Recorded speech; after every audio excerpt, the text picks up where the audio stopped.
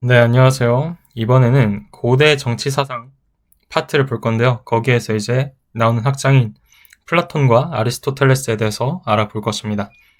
자, 먼저 플라톤은 이제 플라톤이 활동하던 시기의 아테네는 펠로폰네소스 전쟁에서의 패배와 제국주의적 팽창으로 인해서 도덕적인 타락과 무절제가 만연한 일종의 위기 상태였습니다. 특히 이제 소피스트, 이때는 이제 교육자라는 해석이 되는 소피스트라는 말이 지금은 좀 안 좋은 의미로 쓰고 있죠. 왜냐하면 이때 소피스트들이 인간이 만물의 척도이다 라면서 윤리적 상대주의를 부추겼고, 그에 따라서 대중의 감정을 영합하는 선동정치, 중우정치가 극에 달했다. 그러한 시기에서 어떠한 결과가 나타났냐면, 플라톤의 입장에서는 가장 정의로운 인간인, 그리고 그의 스승이었던 소크라테스가 처형되는 결과를 맞게 되는 것이죠. 이러한 배경을 통해서 플라톤은 이제 이원론적 세계관을 생각해내게 된 것입니다. 자, 현상계는 자기가 처한 지금의 현실 세계를 말하는 거겠죠. 감각으로 경험되는, 또 불완전하고 부패하는 지금의 현실 세계를 말하는 게 바로 현상계이다. 그래서 이러한 현상계에서는 소크라테스가 처형된 것처럼 진정한 정의를 찾을 수 없는 곳입니다. 자, 그럼 이와 반대되게 이데아계라는 것을 말을 하는데요. 이데아계는 이성만으로 파악되는 곳입니다. 현상계와는 대비되게 반대로 영원 불변하고 완전하고 참다운 세계를 이데아계라고 하죠. 이렇게 현상계랑 이데아계를 구분하는 게 그의 이원론적 세계관의 출발점입니다. 자, 플라톤은 이제 우주나 세계의 질서가 인간 내면에도 똑같이 적용된다고 보았는데요. 완전한 이데아를 인식할 수 있는 능력이 이 인간의 영혼에도 내재되어 있다고 믿는 것입니다. 그래서 플라톤은 인간의 영혼을 세 부분으로 나누고 각각에 대응하는 덕목을 제시했는데요. 그게 바로 영혼 3분설이다. 자, 그래서 3분설, 바로 머리, 가슴, 배로 나누고, 머리는 이성, 이성이란 이데아를 파악하고 사유하는 기능이다. 그러기 위해서는 지혜의 덕을 갖춰야 된다라고 봤습니다. 자, 그 다음은 가슴, 기계, 불의에 분노하고 용감히 나서는 기능이다. 용기의 덕을 갖춰야 된다라고 보았고요. 욕망, 배는 육체적이고 물질적인 본능을 말합니다. 절제의 덕을 갖춰야 된다고 보았습니다. 자, 이러한 영혼 3분설에 기초한 이제 인간관이 있는데, 자, 이 인간관을 그대로 이제 국가 차원으로 확대를 하는 겁니다. 인간의 영혼의 질서를 국가 차원으로 확대하는 거예요. 그래서 이상국가론을 펼치게 되는데요.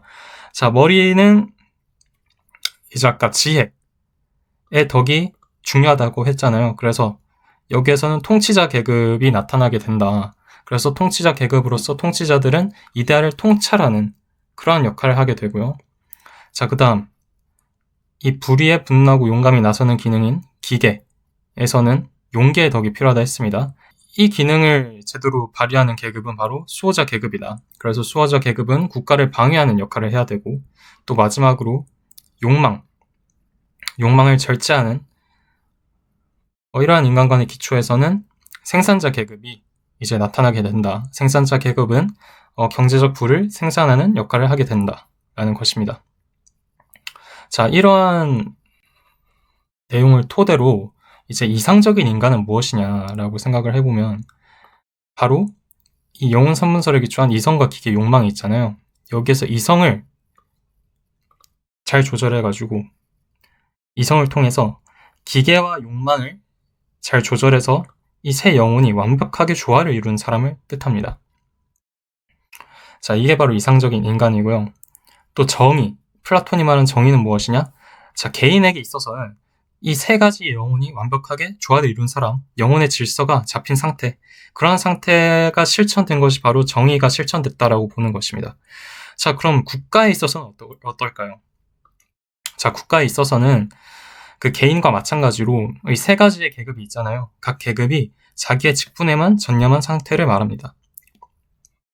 자, 그러한 상태가 실천됐을 때 정의가 실현됐다라고 보는 것이 플라톤의 말이고요. 자, 그럼 철인 정치를 볼 건데, 자, 철인 정치는 이제 플라톤이 가장 긍정한 이 이상국가론에서 나타나는 통치체제입니다. 자, 통치자 계급이 따로 있었잖아요. 이데아를 통찰할 수 있는 지혜의 덕을 갖춘 통치자 계급이 통치를 해야 된다. 그 통치자가 바로 철인이다. 그 철인은 감각적 욕망이나 대중의 인기에 흔들리지 않고 변하지 않는 진리를 아는 철학자라고 했습니다. 자, 아까 아테네의 위기가 막 도덕적 타락과 무절제로 인해서 나타나게 되었고, 또 소피스트이한 선동에 의해서 중우정치가 남발한 그러한 시기잖아요. 그렇기 때문에 이거를 막기 위해서는 타락을 절제할 필요가 있었고, 또 중우정치를 막을 필요가 있었습니다. 그렇기 때문에 나타난 것이 이러한 욕망이나 대중의 인기에 휘둘리지 않는, 오로지 변하지 않는 이데아계에 존재하는 진리, 이것을 아는 철학자, 그게 바로 철인, 그 철인이 통치하는 철인 정치를 가장 이상적인 정치 형태라고 보았습니다. 그러니까 민주주의를 반대한 거죠. 민주주의는 플라톤에게 있어서 이성이 아닌 다수의 욕망이 지배하기 때문에 중우정치의 위험성이 너무나도 큰 정치 형태이기 때문에 이제 플라톤은 민주주의를 반대했다. 자, 그리고 또 뭘 금지했냐면요. 지배계급의 사유재산과 가족을 금지했습니다. 자, 이것도 무엇이에요? 아까와 똑같이 아테네의 위기는 도덕적인 타락과 무절제 때문인데 이걸 방지해야 되겠죠.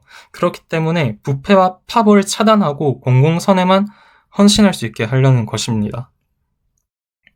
그러니까 욕망을 차단하고 지혜와 용기를 발휘하게 하기 위해서 이 지배계급과 사유재산을 지배계급의 이 사유재산과 가족을 금지하는 것이죠.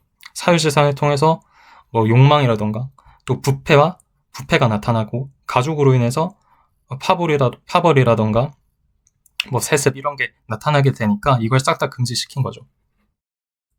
자, 이렇게까지가 플라톤의 얘기고, 자, 그 다음 아리스토텔레스의 이야기로 가보면, 자, 아리스토텔레스는 목적론적 존재론을 살펴봐야 됩니다.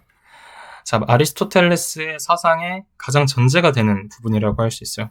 자, 인간만의 고유한 잠재력은 이성이라고 봅니다. 그리고 이 이성을 최대한으로 실현하는 것이 인간에게 있어서 최고의 미덕이라고 보는 것이죠.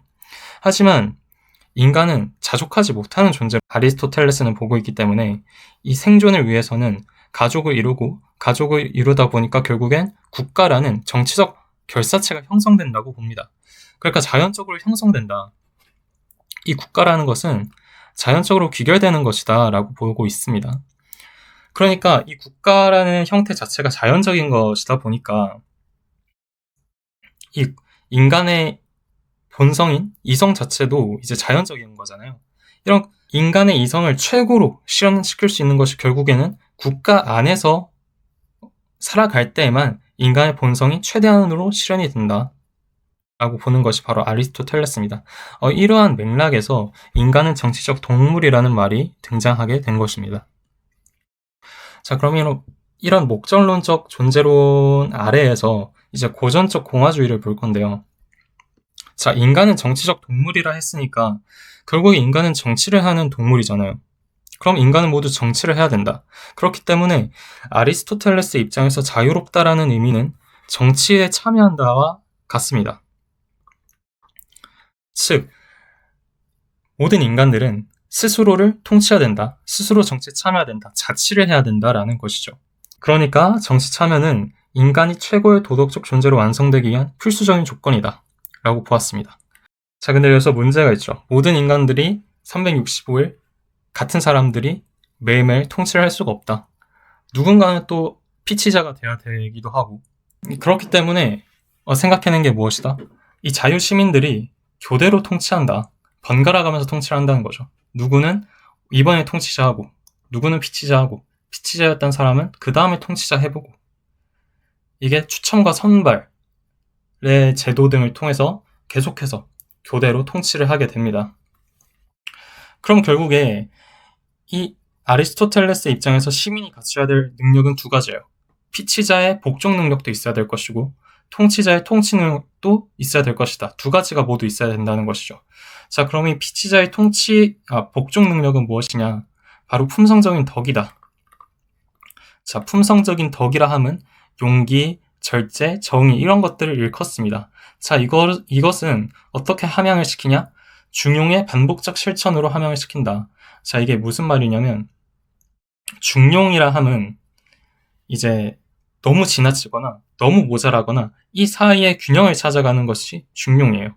자, 용기와 절제를 봅시다. 자, 누가 전쟁에 나가는데 군인으로서 자, 용기가 너무 가득하다면 너무 무모한 전투를 행할 수 있겠죠.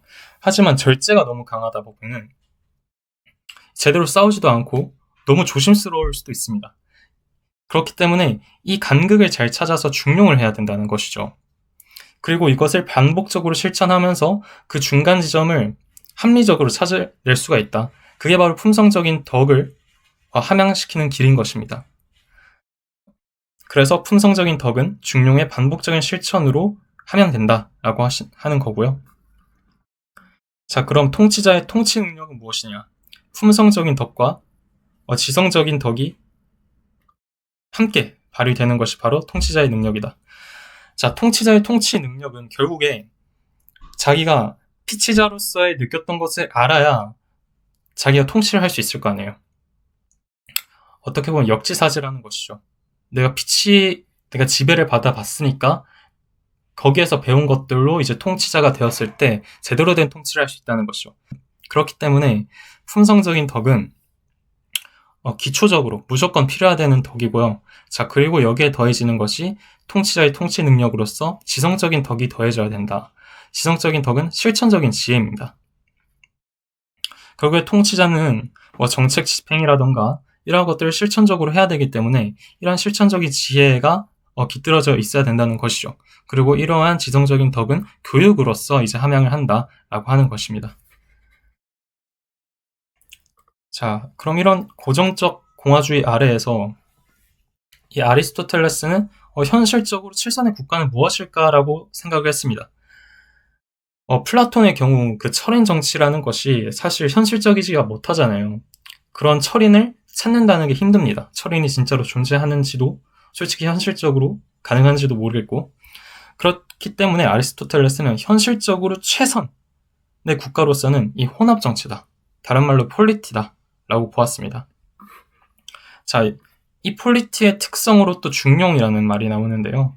중용은 아까 말했듯이 지나침과 모자람 사이의 균형이다. 자, 그럼 이 중용이란 건 어떠한 정치체제 두 가지를 섞는다. 섞어서 두 가지의 장점을 발휘하고 두 가지의 너무 지나친 점이라던가 너무 모자란 점 사이의 균형을 찾겠다라는 것이죠. 그래서 그 중용의 특성으로서 뭘 혼합하냐? 소수 부유층의 지배인 과두제와 다수 빈민층의 지배인 민주제의 장점을 혼합해서 이제 혼합정체라는 것이 바로 현실적인 최선의 국가의 정치체제다라고 보는 것입니다. 그러니까 과두제는 소수의 지혜로서 이제 나라가 운영되는 것이고, 민주제는 다수의 합의로서 이제 이루어지는 것이잖아요.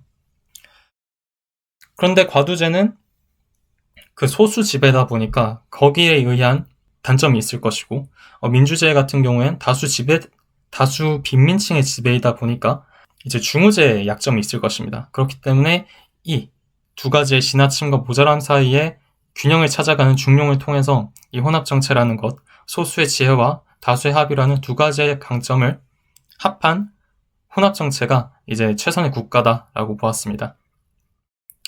자, 그리고 또 아리스토텔레스는 법치주의를 또 얘기를 했는데요. 자, 아무래도 이 소수의 지혜와 다수의 합의라는 혼합정체를 보았을 때 결국에는 과두제 같은 경우에는 지혜와 덕을 갖춘 자에 의한 통치잖아요. 지혜와 덕을 갖춘 소수 혹은 1인의 통치인데, 이 민주제는 일반적 합의의 원칙, 그러니까 다수결의 원칙에 의해서 작동되는 것이잖아요. 그렇다 보니까 모순이 생기는 거죠. 소수의 통치가 다수결의 원칙에 의해 제약을 받는 것입니다. 자, 그렇다면 여기서 뭐가 필요하느냐? 여기서 바로 법이 필요한 것입니다. 소수에 의한 덕과 지혜의 지배가 초래할 수 있는 다수의 불만을 완화하기 위해서 권력의 비인격화가 필요하다는 것이 결국에 권력의 비인격화가 법을 말하는 것이죠. 권력이 인격화된 게 뭐였어요? 이를테면 철인 통치가 권력이 인격화된 것이죠. 하지만 권력의 비인격화는 비인격인 것에 권력이 깃들어져 있다. 그게 바로 법이다라는 것입니다. 그래서 플라톤도 나중에 후기 저작으로 법률이라는 것을 만들었는데 거기서도 자기가 이 철인이라는 것이 현실성이 없다고 느껴서 이런 철인이라는 인격적 지배 차선책으로 비인격화된 합리적 권력인 법에 의한 지배를 주장했습니다. 그래서 결국에는 플라톤도 나중에는 이렇게 법의 기능을 중요시했다라는 것을 또 알 수가 있죠. 자, 그래서 이때까지 플라톤과 아리스토텔레스에 대한 얘기를 봤고, 자, 마지막으로 그냥 참고해서 볼만한 게, 자, 이게 플라톤이 이제 법률에서 제시한 이제 정치체제 유형입니다. 또 이것은 아리스토텔레스가 제시한 정치체제 유형입니다. 자, 보면은, 자, 플라톤은 이제 지배자의 수를 1인 소수 다수로 놓고, 이 법률이 제대로 준수되는가, 그리고 이 법률이 유린되는가, 이 기준점을 두고서 이렇게 정치체제를 나눴습니다. 자, 아리스토텔레스는 자, 지배자의 목적이 이제 공공복리이냐, 아니면 사리사욕이냐, 이거에 따라서 이제 1인, 소수, 다수에 따라서 또 정치체제를 나눴습니다. 자, 둘이 이제 다 비슷합니다. 비슷한데, 자, 여기만 민주제냐, 폴리티냐, 이것만 좀 다릅니다. 그래서 이거 그냥 외우시면 나쁘지 않을 것이다. 자, 그럼 이상입니다. 감사합니다.